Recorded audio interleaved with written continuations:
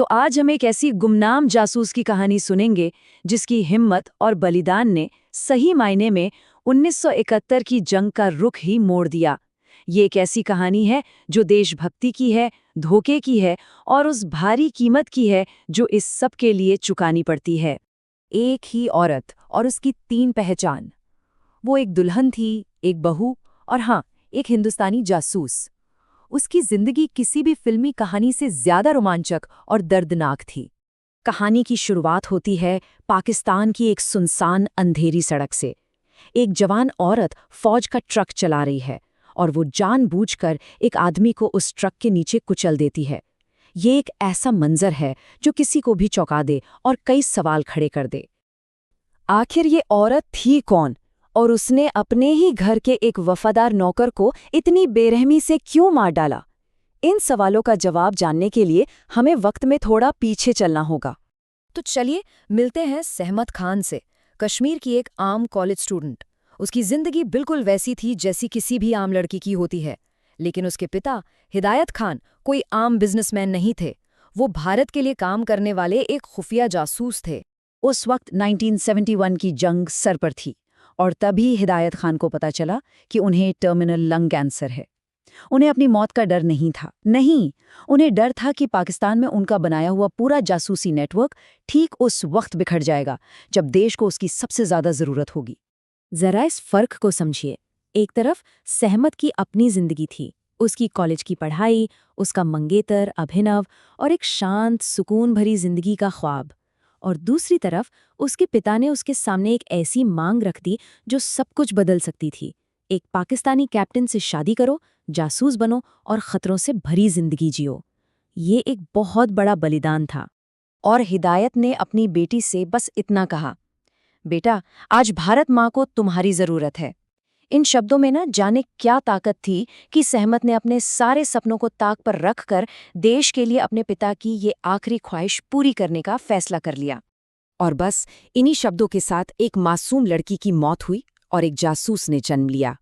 भारत की खुफिया agency raw ने सहमत को बहुत तेजी से ट्रेनिंग दी और कुछ ही वक्त में उसकी शादी पाकिस्तानी सेना के कैप्टन इकबाल सईद से हो गई। वो रावलपिंडी में एक ताकतवर पाकिस्तानी ब्रिगेडियर की बहू बनकर दुश्मन के घर में दाखिल हो चुकी थी। सहमत का सबसे बड़ा हथियार तो उसका भोलापन था। एक आदर्श बहू का नाटक करके उसने सबका दिल जीत लिया और इसी भरोसे का फायदा उठाया। उसने बाथरूम में एक ट्रांसमीटर छुपाया, तांबे के तार को एंटीना की तरह इस्तेमाल किया और मोर्स कोड के जरिए छोटी छोटी लेकिन बहुत जरूरी खबरें हिंदुस्तान भेजनी शुरू कर दी। और फिर एक रात उसे वो मौका मिल ही गया जिसका इंतजार था। वो अपने ससुर ब्रिगेडियर सईद के स्टडी रूम में घुसने में कामयाब हो गई। वहां उसके हाथ लगी एक टॉप सीक्रेट फाइल जिसमें भारत के सबसे ताकतवर जंगी जहाज INS विक्रांत को डुबोने का पूरा खतरनाक प्लान था। पाकिस्तान का प्लान, जिसका कोड नेम था ऑपरेशन गाजी, बिल्कुल साफ और खतरनाक था। उनकी पनडुब्बी PNS गाजी कराची से निकलकर चुपके से बंगाल की खाड़ी पहुंचेगी, विशाखापत्तनम बंदरगाह के मुहाने पर माइंस बिछाएगी और जैसे ही INS विक्रांत बाहर आएगा उसे तबाह कर देगी। लेकिन अब सहमत की इन्फॉर्मेशन की वजह से इंडियन नेवी के पास एक जोरदार काउंटर प्लान था। विक्रांत को तो चुपचाप अंडमान के एक खुफिया ठिकाने पर भेज दिया गया और विशाखापट्टनम में नकली रेडियो सिग्नल छोड़े गए ताकि लगे कि विक्रांत वहीं है। यहाँ तक कि शहर के बाजारों में इतना राशन ऑर्डर किया गया कि पाकिस्तानी जासूसों को यकीन हो जाए कि जहाज यहीं कहीं है। 3 दिसंबर 1971, वो दिन जब शिकारी खुद शिकार बन गया। धोखे में आई PNS गाजी जैसे ही विशाखापत्तनम के पास पहुंची, भारतीय जहाज INS राजपूत ने उस पर हमला कर दिया। धमाकों की वजह से गाजी की खुद की बिछाई हुई माइंस फट गईं और वो समंदर में डूब गई। सहमत की भेजी हुई सिर्फ एक खबर ने जंग का पासा पलट दिया था। PNS गाजी पर सवार 93 के 93 क्रू मेंबर्स मारे गए, एक भी नहीं बचा।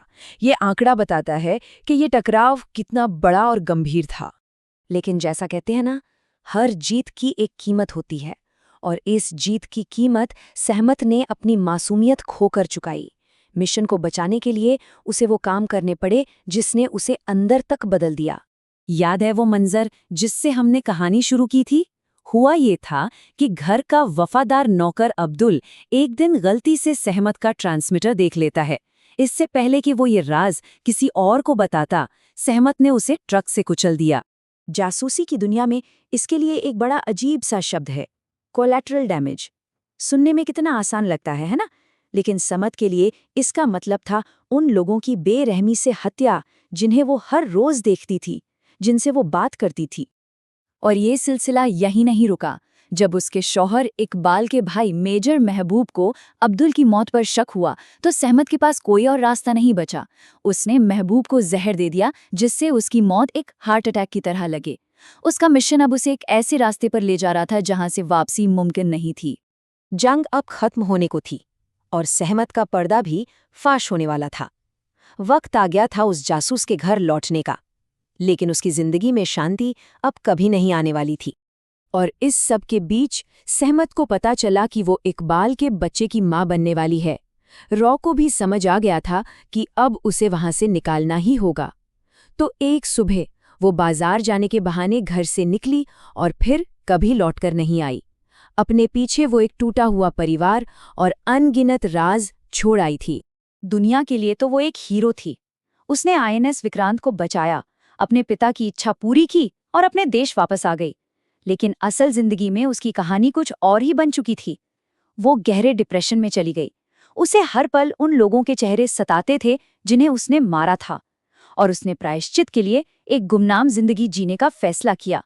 जंग के बाद वो पंजाब के एक छोटे से शहर मलेरकोटला में जा बसी और अपने बेटे समर की परवरिश की। दशकों तक उसकी कहानी एक राज ही रही।